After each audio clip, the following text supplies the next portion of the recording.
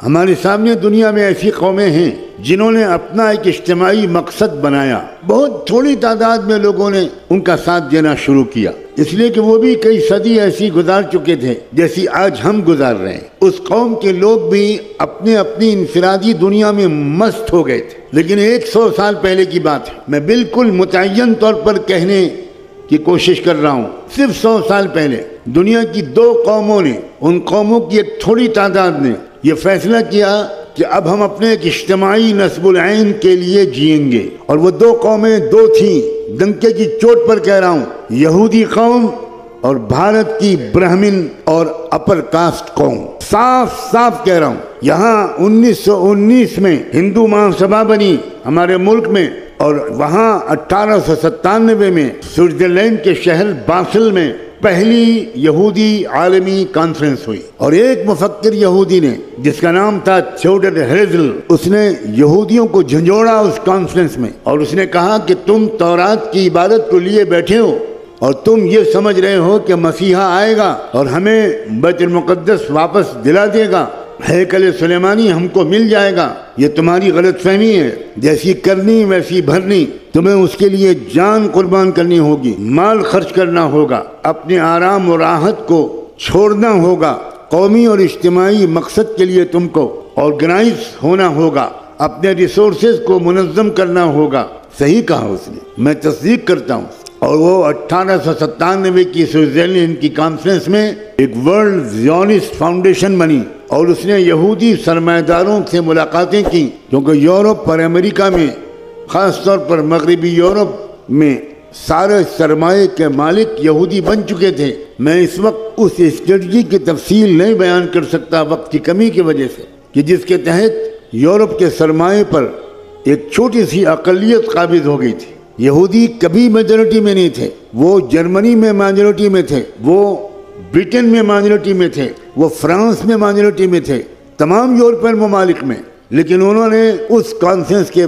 پہلے سے banking system پر قبضہ کر کے دنیا کے مالیاتی سرمایہ کے وہ مالک بن گئے تھے۔ اب جب اس کانفرنس کے بعد ایک تھوڑی تعداد، میں پھر زور دے کر بار بار کہہ رہا ہوں، میں یہ تک کہنے کو تیار ہوں کہ یہودیوں کے اندر نئی روح پھونکنے والوں کی تعداد آج کے اس مجمع سے آدھی تھی۔ آپ احمقوں کی جنت میں رہتے ہیں، گستاخی معاف، اگر آپ سمجھتے ہیں کہ وہ لاکھوں اور کروڑوں تھے، جی نہیں، وہ چند 100 تھے، چند ہزار بھی نہیں تھے۔ میں نے کئی سال لگاتار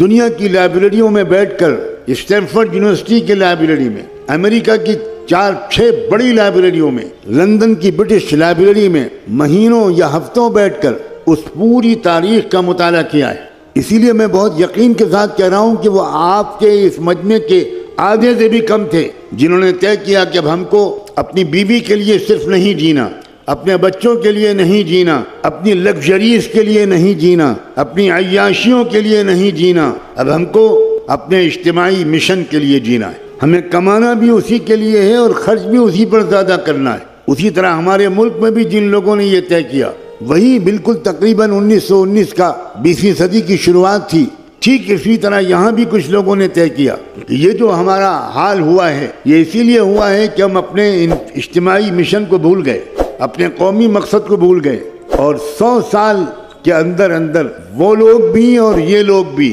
سمجھیے میرے اشارے کو، وہ اپنی منزل کے قریب پہنچ چکے ہیں، اور اللہ کے ہاں بالکل انصاف ہے۔ کفر اور شرک کی سزا دنیا میں نہیں ملا کرتی، یہ اللہ نے طے کر رکھا ہے۔ کفر اور شرک کی سزا آخرت میں ملے گی، یہاں ظلم کی سزا ضرور ملے گی۔ مسلمان ظلم کرے گا تو اس کو ملے گی، ہندو کرے گا تو اس کو ملے گی، یہودی کرے گا تو اس کو ملے گی، لیکن صرف اس بنیاد پر دنیا میں اللہ کسی قوم کو سزا نہیں دیتا کہ وہ شرک اور کفر کرتا ہے، وہ لا الہ الا اللہ اور محمد الرسول اللہ کے کلمے کو قبول نہیں کرتا، اس پر دنیا میں سزا نہیں ملا کرتی۔ ہمارا قومی مقصد اور مشن کیا ہے؟ اب میں اگلی بات کہنا چاہتا ہوں، واضح طور پر صاف لفظوں میں میں کہنے کی کوشش کر رہا ہوں، اور جب تک میرے دم میں دم ہے کرتا رہوں گا انشاءاللہ۔ ہمارا قومی مشن حکومت پر قبضہ کرنا ہرگز نہیں، ہمارا اجتماعی مقصد اقتدار پر قبضہ کرنا بھی نہیں ہے، ہمارا اجتماعی مقصد دنیا کی قوموں کی بیٹیوں کی عزتیں لوٹنا معاذ اللہ ہرگز نہیں ہے، ہمارا قومی مقصد دنیا کے محنت کش لوگوں کی کمائی کو لوٹنا ہرگز نہیں ہے۔ ہوگا کسی قوم کا یہ مقصد. ہمارا قومی مقصد دنیا کی قوموں کی عبادت گاہوں کو گرانا اور جلانا نہیں ہے. بڑے سے بڑے مقابلے کے وقت میں کسی مندر کو منہدم کرنا، کسی چرچ کو گرانا اسلام میں حرام ہے. کسی بچے کو مارنا، کسی عورت کو مارنا، کسی بوڑھے کو چھیڑنا اور اذیت پہنچانا سخت سے سخت جنگ کے موقع پر بھی اسلام میں زنا اور شراب کی طرح حرام. ہمارا قومی مقصد دنیا کے مالیاتی وسائل پر قبضہ کرنا نہیں ہے.